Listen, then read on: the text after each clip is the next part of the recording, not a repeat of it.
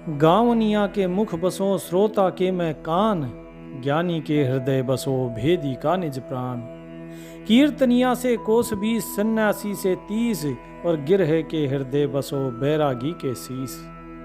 कबीर साहब जब सत्संग कर रहे थे और लोगों का इस दोहे के माध्यम से जवाब दे रहे थे कि वो परमात्मा कहाँ रहता है, लेकिन कुछ लोग जो बड़ी तेजी में रहते हैं, जो सुनते कम हैं और बोलते ज्यादा हैं, तो उनमें से ही एक व्यक्ति था, वो उठकर बोला खुदा 7वें आसमान पर रहता है। लोगों ने प्रश्न किया था कबीर साहिब से कि मालिक कहाँ रहता है, तो जो साहिब ने बाणी कही उस साहिब की बाणी पे ना ध्यान देके व्यक्ति बोला इसका अर्थ है कि खुदा 7वें आसमान पे रहता है और कुरान में भी यही बताया है। कबीर साहिब बोले अच्छा, खुदा 7वें आसमान पे रहता है, तो जिसने तुम्हें यह बताया कि खुदा 7वें आसमान पे रहता है, उसने तो ये भी बताया होगा कि वो जगह कैसी है, वो कैसा है। उस व्यक्ति ने कहा कि जहां पे खुदा है वहां पे जन्नत ही जन्नत है, उस जन्नत में 72 हूरें हैं और वो सब आपकी सेवा में रत रहती हैं, हमेशा आपकी सेवा करती रहती हैं। तो कबीर साहिब हंसे और बोले, बिन देखे बिन अरस परस बिन नाम लिए क्या होई, धन के कहे धनिक जो होवे निर्धन रहे न कोई। तो कबीर साहिब ने जब ये बात कही तो उस महाशय ने कहा कि साहब ये बात हमारी समझ में नहीं आई। कबीर साहब बोले, जब इतने दिन हो गए मुझे समझाते समझाते और उसके बाद भी तुम वहीं पर अटके पड़े हो, तो कैसे समझ में आएगी। चलो आज इस तरीके से समझाता हूं जैसे तुम्हें समझ में आए। एक कहानी बताता हूं छोटी सी, उस कहानी के माध्यम से आप सभी को ये चीज समझ में आ जाएगी कि मैं कहना क्या चाहता हूं। एक बार की बात है, हरिपुर नाम के गांव में रामदास नाम का एक जाट रहता था। कहानी है जाट की। वो जाट जो स्वर्ग की यात्रा करके आया, तो वो जो जाट था वो अपने पुरखों की जमीन पर खेती करके गुजारा करता था। गांव के लोग उसे बड़ा ही अमीर मानते थे, लेकिन वास्तव में उसकी हालत बस इतनी ही थी कि वो अपनी घर का जो खर्च था वो चला ले, दाल रोटी चल जाती थी उसकी। लेकिन ये हालत केवल उसकी पत्नी जानती थी और वो जानता था। लोगों के अक्सर पेट खाली होते हैं और मुंह चिकने होते हैं बाहर दिखाने के लिए, इसी प्रकार का दिखावा वो भी करता था। अब पैसों की कमी के कारण जो है वो हमेशा परेशान रहता, पर वो बाहर के लोगों को यही दिखाता कि उसके घर में कोई कमी नहीं है। रामदास वैसे तो बहुत सीधा साधा था, पर उसकी बुद्धि बहुत तेज थी। गांव में अगर कोई भी छोटा मोटा झगड़ा हो जाता, पंचायत बुलाई जाती और पंचायत में रामदास ऐसे ऐसे तर्क देता कि सामने वाला चुप हो जाता। उसकी बुद्धि की चर्चा आसपास के गांव में भी होने लगी और यह बात चलते चलते जो वहां के राजा थे शक्ति सिंह, उनके कानों तक भी पहुंच गई कि रामदास अपने गांव का कोई भी समस्या राज दरबार तक नहीं आने देता, वो वहीं पर फैसला कर देता है, वहीं पर निपटा देता है। अब महाराज शक्ति सिंह ने जब यह सुना तो उन्होंने सोचा कि क्यों ना ऐसे व्यक्ति से मिला जाए, क्यों ना इस रामदास नाम के किसान की परीक्षा ली जाए, हम भी तो देखें कि वह कितना चतुर है और कितना बुद्धिमान है। अब यही सोचकर महाराज ने अपने सैनिकों को रामदास को बुलाने के लिए भेजा कि जाओ भाई बुला के लाओ। और जब सैनिक गए रामदास को बुलाने, तो रामदास बड़ी उलझन में पड़ गया कि भाई मेरे से क्या गलती हो गई, मेरे को महाराज ने क्यों बुलाया। पूरे रास्ते रामदास यही सोचता हुआ चला आ रहा था। जब राज दरबार में पहुंचकर उसने महाराज को प्रणाम किया और पूछा कि महाराज इस गरीब से कोई गलती हुई है क्या, या फिर कोई गुस्ताखी हुई हो तो मैं माफी चाहता हूं। तो महाराज ने कहा, नहीं रामदास, तुमसे कोई गलती नहीं हुई। असल बात तो यह है कि हमने तुम्हारी चतुराई के बड़े बड़े किस्से सुने हैं। हमने सुना है कि तुम अपनी बुद्धिमानी से लोगों के झगड़े सुलझा देते हो, ऐसे ऐसे तर्क करते हो कि उनका कोई तोड़ नहीं निकाल सकता। तो हम ये चाहते हैं कि तुम हमारे लिए कोई ऐसा काम करो जो आज तक किसी ने ना किया हो। जब रामदास ने सुना तो उलझन में पड़ गया। फिर भी कुछ सोचकर बोला कि महाराज, ऐसे काम अचानक तो हो नहीं जाते, कुछ एक दिन में तो होते नहीं, थोड़ा सा समय लगता है। लेकिन महाराज समझे नहीं। तो रामदास कहना क्या चाहता है। तो रामदास ने महाराज को समझाते हुए कहा, महाराज आप ज्यादा इस विषय में मत सोचिए। आपने कह दिया कि मैं आपके लिए कोई ऐसा काम करूं जो आज तक किसी ने ना किया हो, तो मैं एक दिन आपके लिए ऐसा काम जरूर करूंगा, लेकिन अभी तो मुझे इजाजत दीजिए। तो इजाजत लेके रामदास अपने घर वापस आ गया। एक हफ्ते तक रामदास अपने घर में बैठा सोचता रहा कि उसे क्या करना चाहिए। कबीर साहिब की ये कहानी सभी लोग ध्यान से सुन रहे थे। कबीर साहिब ने आगे कहा कि फिर एक दिन सोते समय रामदास ने अचानक अपनी पत्नी से कहा, अरे राधा सुनती हो, कल सुबह उठकर मेरे लिए 4-6 पराठे बना देना, थोड़ा अचार भी रख देना, मुझे कहीं जाना है। राधा सुबह उठी, उसकी पत्नी ने 4-6 पराठे सेक कर और बीच में अचार रखकर उसे दे दिया रुमाल में बांधकर। अब वो रोटियों की पोटली लेके रामदास सुबह सुबह घर से निकल गया।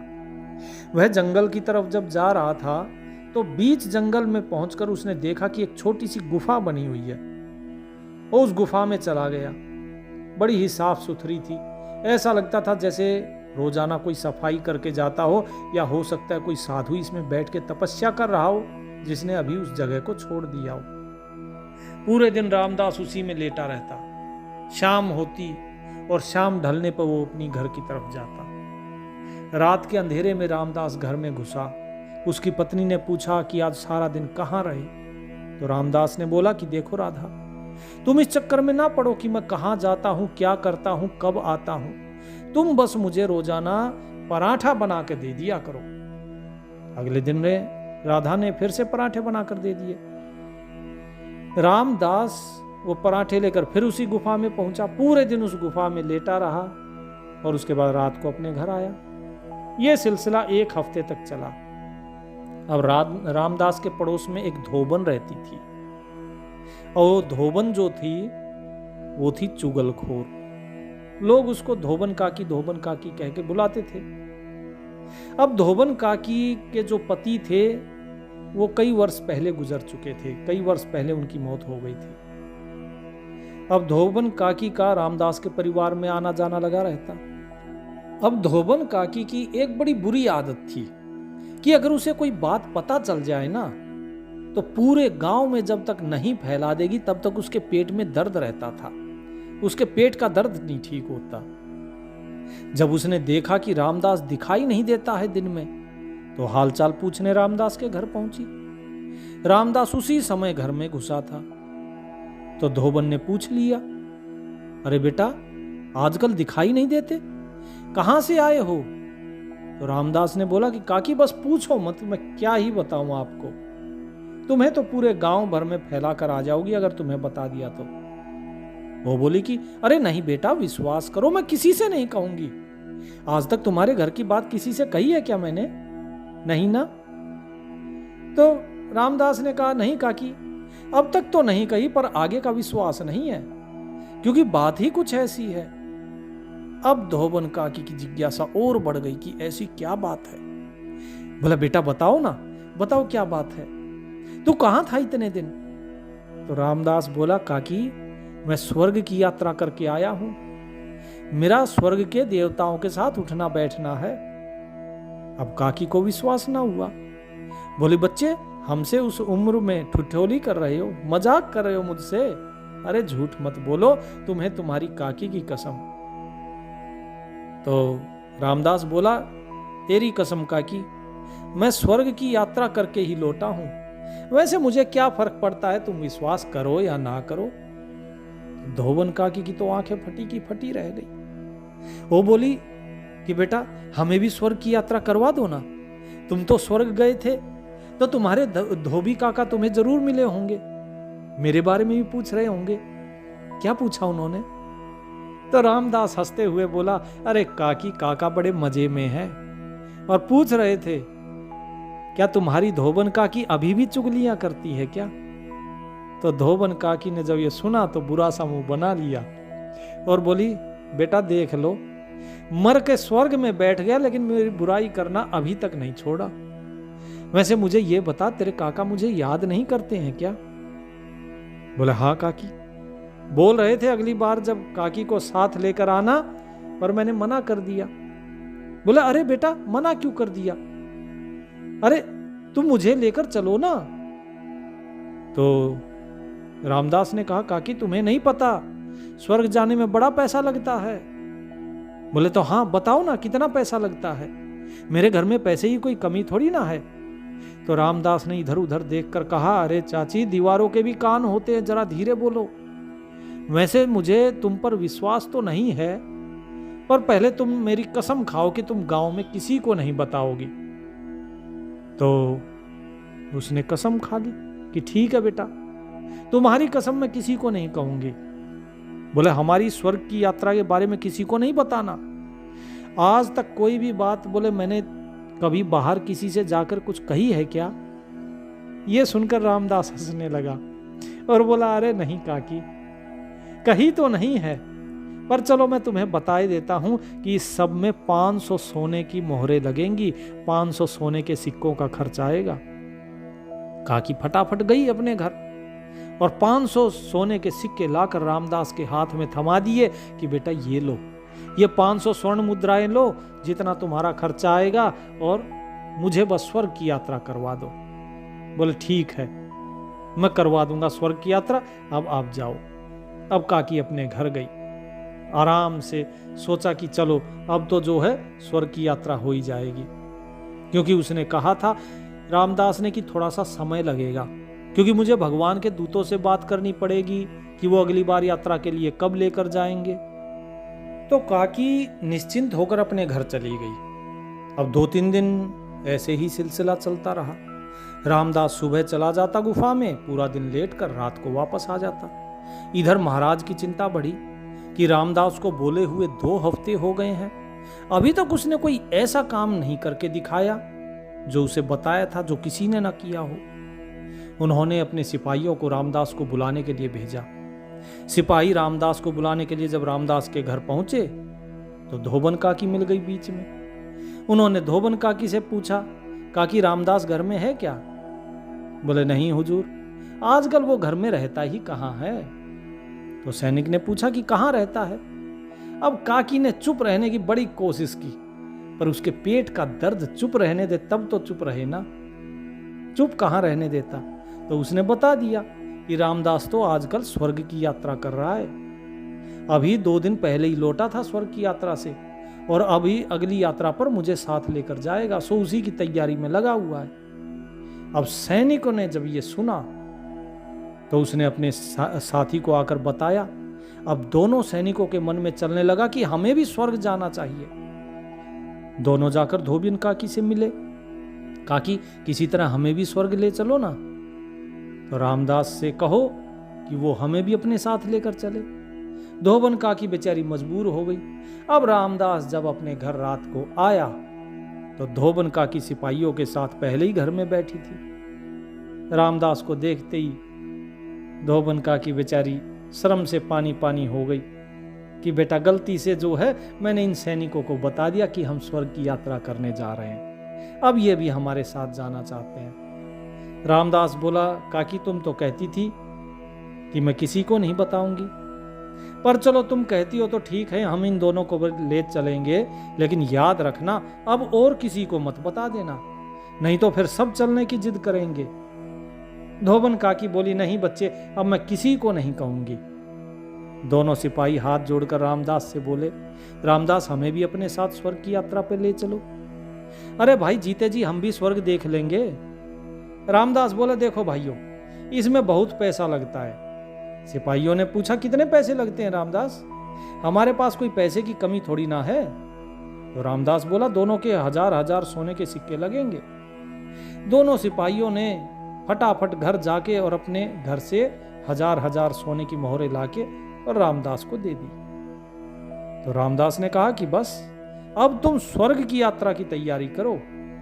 रामदास ने कहा कि भाइयों पहले ही बता देता हूं, इस सब में समय लगेगा, क्योंकि मुझे भगवान के दूतों से बात करनी पड़ेगी। वो ज्यादा लोगों को लेकर नहीं जाते, इसीलिए पैसे देकर उन्हें मनाना पड़ेगा। ये धन उन्हीं को मनाने के लिए है। तो सैनिक राजी हो गए और राजमहल वापस लौट गए। इसी तरह एक हफ्ता और बीत गया।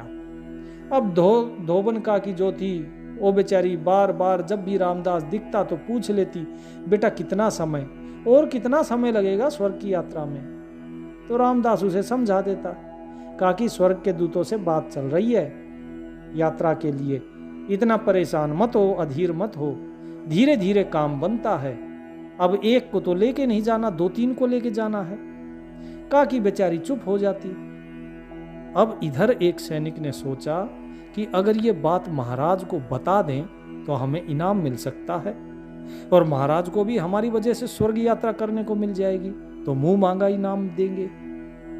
उसने अपने साथी को इस बारे में बताया तो वो भी राजी हो गया।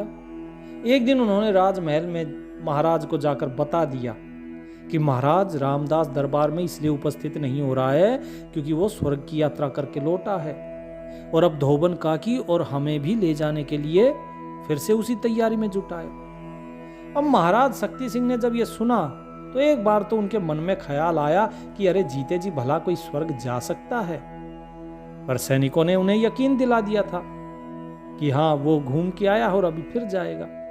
तो महाराज के मन में भी ये इच्छा प्रबल हुई कि चलो जीते जी एक बार हमें भी स्वर्ग घूमने को मिलेगा, हम भी घूमना चाहते हैं, हम तो इस देश के राजा हैं, भला रामदास हमारे लिए मना कैसे कर सकता है।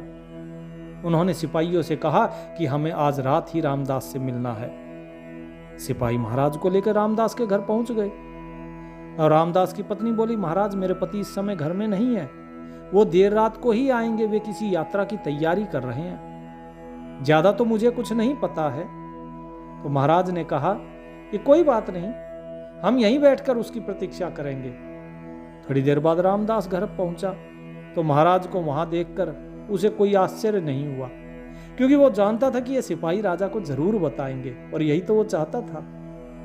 महाराज को प्रणाम करके रामदास ने राज दरबार में उपस्थित ना होने की माफी मांगी पहले तो, और उनका वहां आने का कारण पूछा तो महाराज बोले, रामदास हमने सुना है कि तुम स्वर्ग की यात्रा से लौटे हो और धोबन काकी और मेरे 2 सिपाहियों को भी लेकर फिर से जा रहे हो, तो हम चाहते कि हम भी स्वर्ग जाएं। रामदास बोला, महाराज भगवान के दूत नाराज हो जाएंगे, वो चिल्लाएंगे मुझ पर कि तुम इतने सारे लोगों को स्वर्ग लेकर जाओगे, पर महाराज अब सवाल आपका है तो मैं मना कैसे कर सकता हूं। अब मुझे भगवान के दूतों को मनाना पड़ेगा, पर इसमें खर्चा बड़ा आएगा। महाराज बोले, कितना खर्चा आएगा बताओ। रामदास ने कहा कि महाराज कम से कम 10,000 सोने की मुद्राएं। महाराज ने तुरंत 10,000 स्वर्ण मुद्राएं निकाल के रामदास को दे दी और कहा, अब तुम जल्द से जल्द स्वर्ग की यात्रा की तैयारी करो, हमें जल्दी से जल्दी स्वर्ग जाना है। बात पक्की करके महाराज अपने राज दरबार लौट गए। इधर रामदास अगले दिन फिर गुफा में जा पहुंचा। पूरे दिन गुफा में बैठा सोचता रहा कि अब आगे उसे क्या करना है। वो अपने मन में आगे की योजना बनाने लगा। रात को अपने घर लौट कर आया। इसी तरह कुछ समय और बीत गया। महाराज समय समय पर अपने सैनिकों को भेजकर पता लगाते रहे कि आखिर स्वर्ग की यात्रा के लिए कब निकलना है। अब रामदास कोई ना कोई बहाना बनाकर उन्हें टाल देता। अब रामदास के पास भी पैसे खूब आ गए थे जो महाराज और सिपाहियों ने उसे यात्रा के लिए दिए थे। एक दिन रामदास रात को बाजार जा पहुंचा। वहां से उसने एक हट्टा तगड़ा एक बैल खरीदा और एक मोटी सी रस्सी भी खरीदी। दोनों सामान लेकर रामदास अपने घर पहुंचा। घर के पिछवाड़े उसने उस बैल को एक पेड़ से बांध दिया और मोटी सी जो रस्सी थी वो अपने घर में छुपा ली। अगले दिन उसने सिपाहियों से कहा कि रात को महाराज को लेकर आ जाना, यात्रा के लिए निकलना है। मैंने दूतों को मना लिया है। पहले तो वो मेरे ऊपर बहुत नाराज हुए, पर मैंने जब उनसे प्रार्थना करी तो मेरी बात मान गए। उन्होंने कहा है कि आज रात को ही निकलना होगा और धोबन काकी को भी मैंने खबर भिजवा दी है। जैसे ही रात हुई, धोबन काकी, दोनों सिपाही और महाराज सारे रामदास के घर इकट्ठा हुए। रामदास उन्हें घर से थोड़ी दूर जंगल की तरफ ले गया और अच्छे से समझाते हुए बोला देखो, मैं सबको एक बात समझाना चाहता हूं, स्वर्ग का रास्ता बड़ा ही डरावना है, तुम सब लोग डर जाओगे, इसीलिए मैं तुम सब की आंखों पर पट्टी बांध दूंगा। और स्वर्ग का रास्ता बहुत ही कठिनाइयों भरा टेढ़ा मेढ़ा है, इसीलिए तुम्हें जो रस्सी हाथ में दी जा रही है, इस रस्सी को जरा कसकर पकड़ना। तो सभी की आंखों पे पट्टी बांध दी गई और सभी के हाथ में रस्सी पकड़ा दी गई। आंख पे पट्टी बंधवाने के लिए सभी लोग सहमत हो गए। पट्टी बांधने के बाद रामदास बैल को खोलकर जंगल से ले आया और बैल के गले में मोटी जो रस्सी थी वो बांधकर सब लोगों को पकड़ाते हुए बोला, इस रस्सी को कसकर पकड़ना और मैं जरा देख कर आता हूं कि भगवान के दूतों का रथ अभी आया कि नहीं। थोड़ी देर बाद धीरे धीरे नगाड़े की आवाज आनी शुरू हुई। सब लोगों ने सोचा कि भगवान जी का रथ आ रहा है, इसलिए नगाड़ों की आवाज हो रही है। और लेकिन नगाड़ा वो तो रामदास बजा रहा था, जो उसने पहले से ही जंगल में छुपा के रखा हुआ था। अब थोड़ी देर बाद रामदास उन सब के पास आकर बोला कि देखो, भगवान के दूत आ गए हैं, क्या तुम सब लोग स्वर्ग की यात्रा के लिए तैयार हो?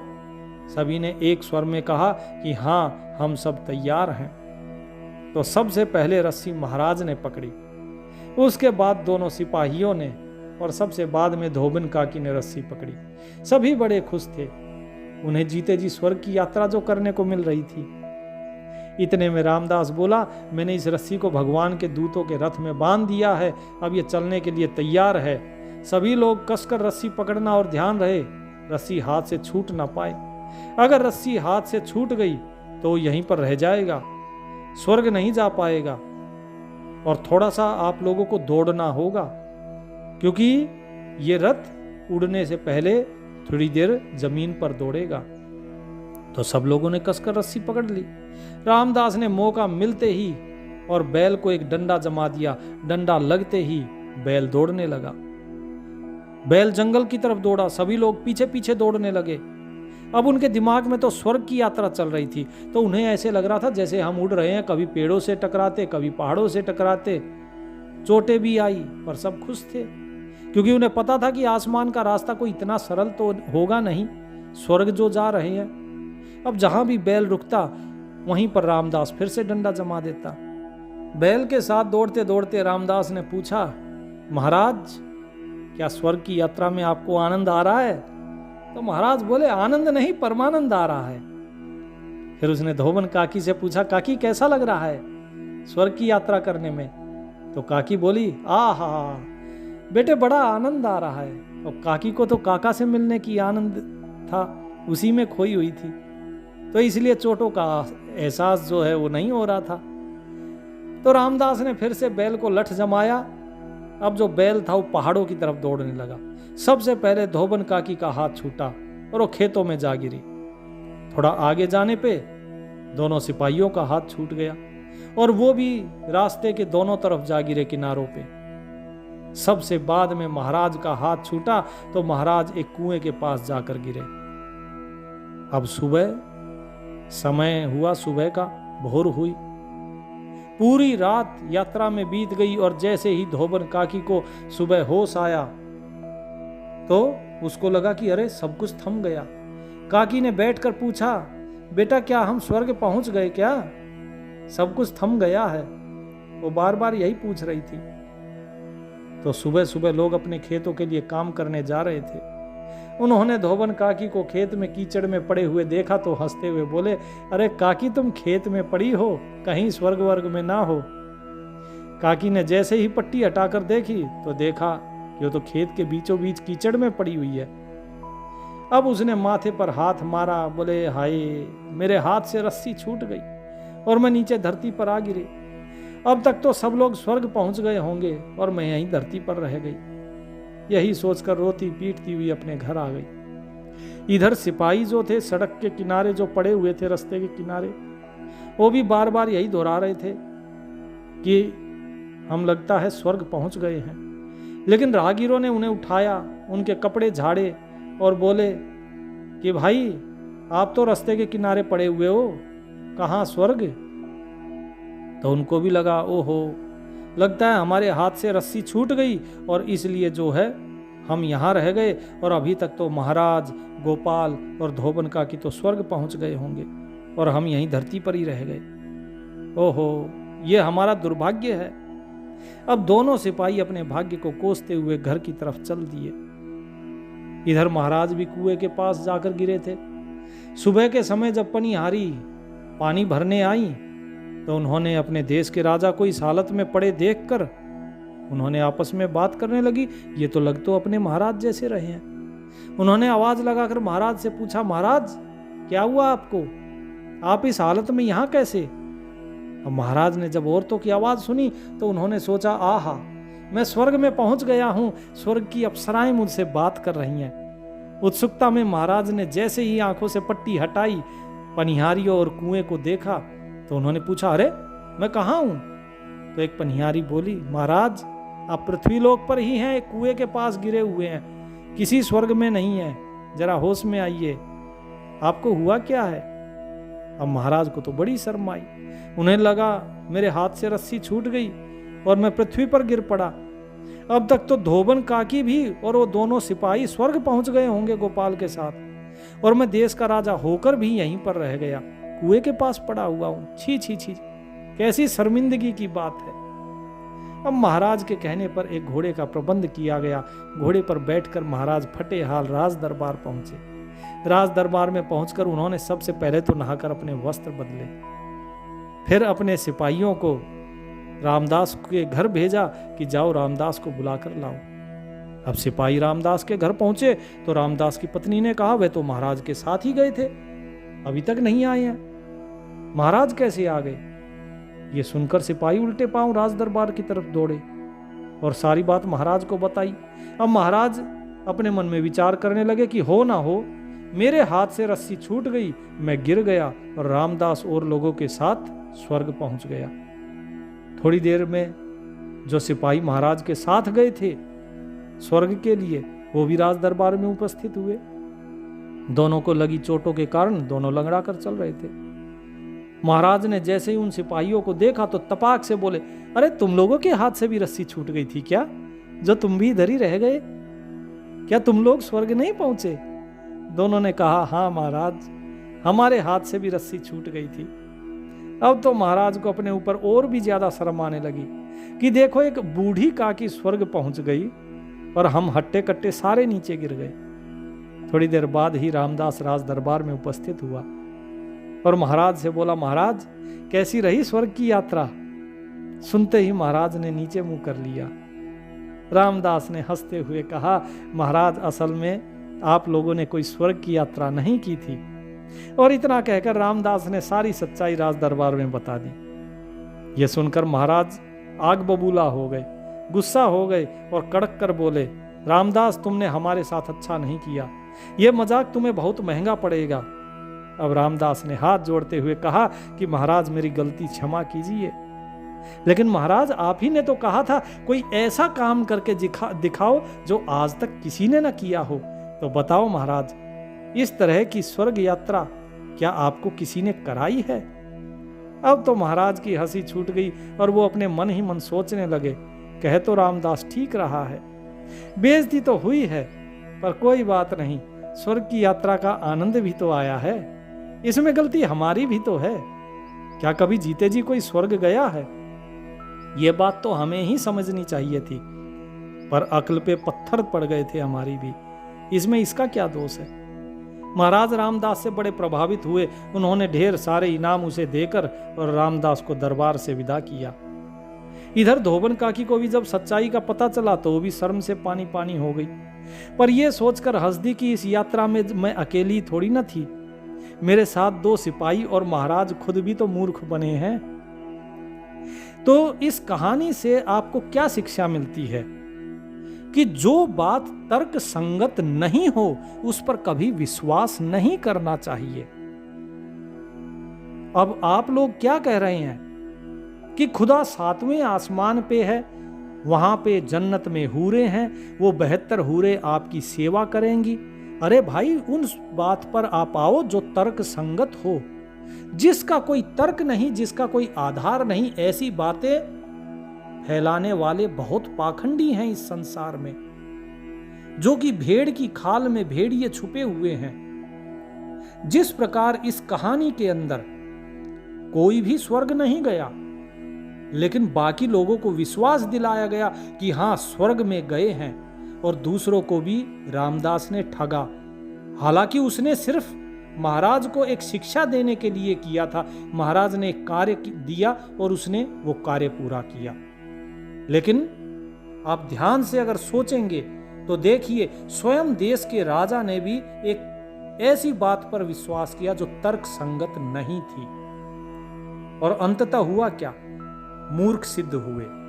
तो इसी प्रकार यदि आप लोग भी तर्क संगत बात पर अगर नहीं यकीन करेंगे और बेकार की बातों पे, जो बेतुकी बातें हैं, उनको मानेंगे, तो आप मूर्ख ही रह जाएंगे और इस जीवन को यहीं पर व्यर्थ करके चले जाएंगे।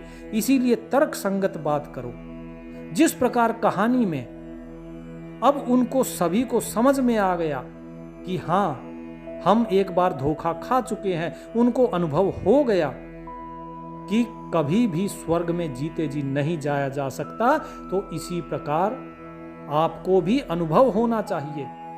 जिस प्रकार अब भविष्य में राजा, वो दोनों सिपाही और वो बूढ़ी काकी अब दोबारा नहीं फंसेंगे ऐसी बात में, इसी प्रकार जो व्यक्ति अनुभव करता है वो इन व्यर्थ की बातों में नहीं फंसता। लेकिन जिसका स्वयं का अनुभव नहीं है, वो ऐसी तर्कहीन बातों पर विश्वास कर लेता है। हमेशा तर्क करो, तर्क संगत बात पर ही यकीन करो।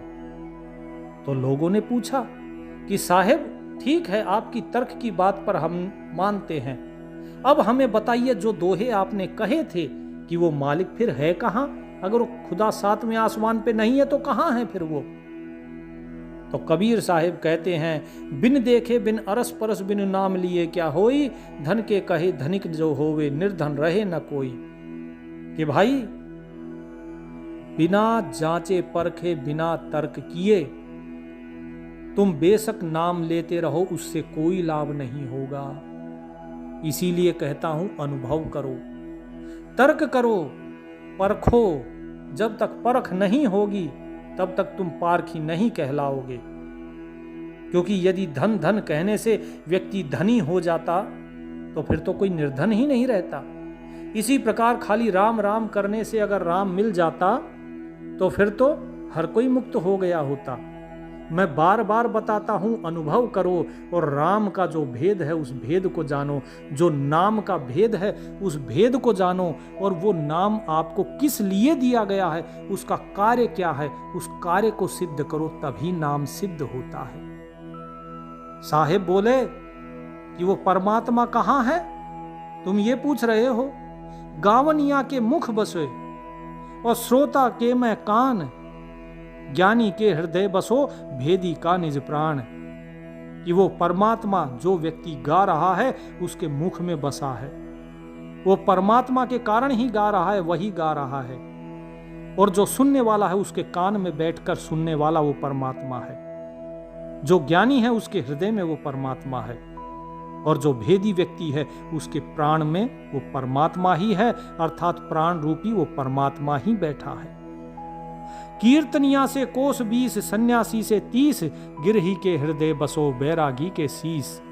कि जो लोग कीर्तन करते हैं, जो केवल कीर्तन करते रह जाते हैं, जिस प्रकार तुम थोथा नाम जपते हो, अगर इस प्रकार से जो लोग कीर्तन करते हैं जिनके अंदर भाव नहीं है, ऐसे कीर्तनियों से वो परमात्मा 20 कोस दूर रहता है। और जो व्यक्ति सन्यासी है उस सन्यासी व्यक्ति से, लेकिन चोले से तो सन्यासी हो गया, लेकिन जिसके हृदय में भाव नहीं, जिसने उसको परखा नहीं, ऐसे सन्यासी से वो परमात्मा 30 कोस दूर रहता है। लेकिन जो गृहस्थी व्यक्ति जिसके अंदर भाव है, जो रहता तो गृहस्थी है लेकिन जिसके मन में वैराग है, उसके वो परमात्मा हृदय में बसता है। जो व्यक्ति सही आचरण करता है, सत्य का आचरण करता है, सत्य नाम लेता है, सत्य ही बोलता है, सत्य ही कर्म करता है, उसके हृदय में वो परमात्मा रहता है। और जो बैरागी व्यक्ति है, अर्थात जो विरक्त हो गया, शरीर से नहीं, जो मन से इस संसार से विरक्त हो गया, उसके शीश पर हमेशा वो मालिक ही विराजमान है। तो मालिक को कहां ढूंढोगे तुम? बताओ। जो उसे बाहर ढूंढने जाता है उसे वो मालिक कभी नहीं मिलता। मालिक उसे मिलता है जो उसे ढूंढता नहीं, जो उसके अंदर जीता है। उसके साथ एक होना पड़ता है, उसके साथ जीना पड़ता है। वो तुम्हारे ही अंदर है, लेकिन तुम उसका अनुभव नहीं कर पा रहे हो।